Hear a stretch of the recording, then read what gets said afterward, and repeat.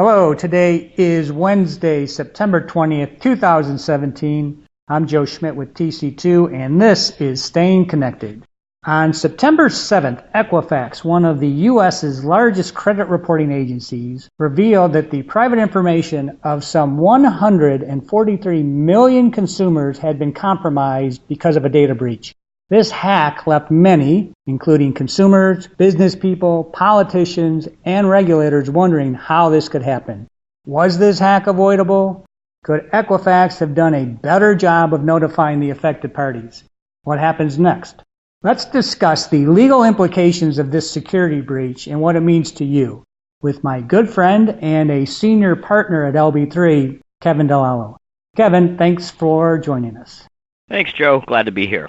This case is a cautionary tale of what not to do if your company stores consumer-sensitive information, regardless of what business you're in.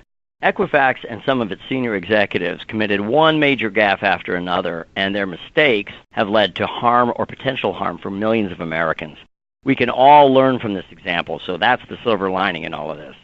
So, Kevin, can you briefly describe what happened at Equifax that opened the door to this massive hack? Sure. Equifax, like many other companies, uses open-source software called Apache Struts. The Apache Foundation, which oversees the use of Apache Struts, became aware of a vulnerability in the software on March 7th of this year. And on the same day, they distributed a patch to users of the software to resolve the problem. Well, Equifax sat on that patch for over 2 months, and then it was hacked starting in mid-May and continuing through July. It did not discover the hack until the end of July. Had it installed the patch in a timely manner, the hack would never have happened. But it didn't. It didn't act, which is incomprehensible considering how much critical information Equifax has in its databases. Cybersecurity experts say any bank would have installed the patch within a couple of days, but Equifax isn't a bank. To compound the problem, once they discovered the hack, which was on July 29th, they didn't notify the authorities or any of the potentially affected consumers for almost 6 weeks, during which time all kinds of nefarious exploitation of the stolen information could have occurred. And then, to top it all off, 3 of Equifax's senior executives, including the CFO, sold almost $2 million of their Equifax stock between the time the breach was discovered and when Equifax disclosed it. And then mysteriously, both the Chief Security Officer and Chief Information Officer of Equifax retired, quote-unquote, immediately as of last Friday. That's just incredible. You know, it seems to me that when a security breach happens, the hack company, they often take way too long to notify the affected users. We see this all the time. Now, it's probably just human nature that you try to fix something rather than confess your sins, but that seems to burn the company in the long run. So, Kevin, in the case of Equifax, was it negligent in failing to install the patch you described in a timely manner, and did they break the law? Oh, Joe, I would say so, but you have to understand negligence is a term of art in the law. And what it means is that the company had a legal duty to a third party that it neglected to honor. Unlike other data breach cases like the Yahoo case or the Target case, where companies failed to protect the data of their customers, this one is unique because consumers whose information Equifax is holding are not customers of Equifax. There's no contractual relationship between the consumers whose information Equifax is storing and Equifax itself, and therefore there is no legal obligation based on contract for Equifax to protect their data. In these types of cases, courts have traditionally refused to find negligence, particularly where there's only financial harm and no contractual obligation between the parties. Now, it could be if there were a federal or state law that imposed data security obligations on credit bureaus, Equifax being a credit bureau, and if Equifax failed to honor those obligations, we would have a strong basis for finding negligence. But sadly, there's no federal data security law that applies to credit bureaus, which is a huge gap in the law. There are detailed and burdensome data security obligations for healthcare providers, financial institutions, entities that deal with either of those groups, and government contractors. So why not credit bureaus? Good news is where the feds have dropped the ball, the states have stepped up. So over 14 states have data security laws on the books that are broad enough to cover all kinds of businesses that store sensitive financial or personal information about individuals. I think about 12 additional states are currently considering legislation to do just that. Massachusetts and California have some of the toughest laws. And in all of these states, Equifax has a very big problem, because not only has it probably not met the state standards for securing sensitive data that has been entrusted to it, but it undoubtedly has violated the state requirements for prompt notification of a data breach. I think I've already heard that multiple class actions have been filed against it, and 43 attorneys general are bringing enforcement actions against it. Let's be clear, this was a major screw-up. So what possible fines and damages does Equifax face?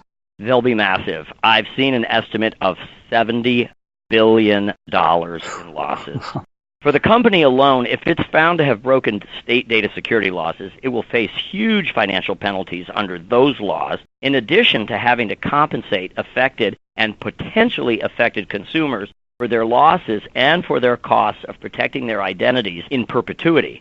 We're talking hundreds of millions, billions of dollars. The problem with this kind of breach is you can't put the genie back in the bottle.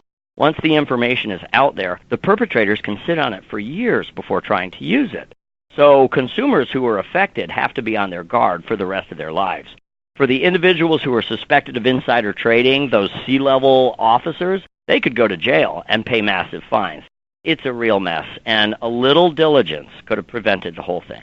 All right, let's bring this back to our clients and other companies that are listening. Do they encounter similar legal or regulatory security obligations? Absolutely. Credit bureaus are not subject to any higher standards for data security than any other type of business that stores or processes sensitive personal or financial information about individuals. So we're talking social security numbers, bank account numbers, dates of birth, addresses and phone numbers, sensitive information. Any company that uses or stores that sort of information should be aware of the state laws that impose data security obligations on them, and they should make sure that they're in compliance with those obligations. And any companies in a highly regulated industry, such as healthcare, health insurance, or financial services, they will also be subject to federal data security guidelines under HIPAA and the Gramm-Leach-Bliley Act, respectively. So we assist clients in those industries in protecting their networks and their data all the time. And the network services, hosting, and cloud providers that they deal with, they should also be required to meet certain criteria with respect to data security so that they don't place their customers, that is, yours and my clients, in legal jeopardy with respect to the data that's in their care. I should also mention that any entity that contracts with the federal government to provide goods or services may be subject to separate data security requirements that are applicable generally to government contractors, as well as specifically with regard to individual agencies who may be subject to those contracts. All right, Kevin, last question. Based on what happened to Equifax and the many security breaches that have occurred with other companies, some of which we've written about, what should enterprises be doing to minimize their operational and legal risks of a similar hack?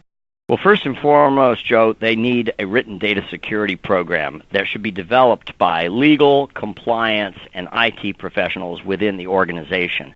The program should be reviewed and updated regularly, and it should be executed scrupulously. If they become aware of a vulnerability, they better not wait to address it. They should act immediately, and if there's a data breach, they should report it to the authorities immediately. They may also have an obligation to notify any affected individuals. They need to check the applicable state laws. Secondly, they should sync their data security programs with their consumer-facing privacy policies and make sure, as the FTC says, they do what they say and they say what they do with respect to the use and protection of consumers' data.